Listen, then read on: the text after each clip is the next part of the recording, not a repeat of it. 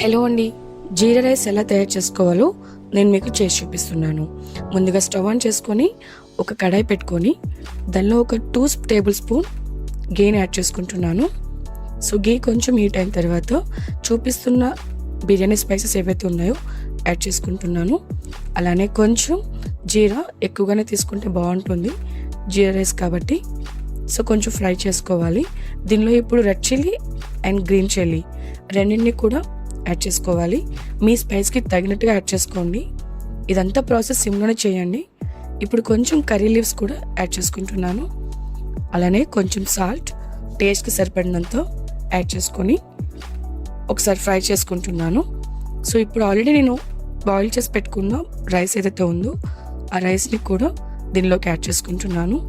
So ఒకసారి కొంచెం జాగ్రత్తగా కలుపుకోవాలి, లేకపోతే రైస్ బ్రేక్ అయ్యే ఛాన్సెస్ ఉంటుంది. సో అది కలుపుకుంటూ దానిలో కొంచెం పెప్పర్ పౌడర్ని యాడ్ చేసుకుంటున్నాను.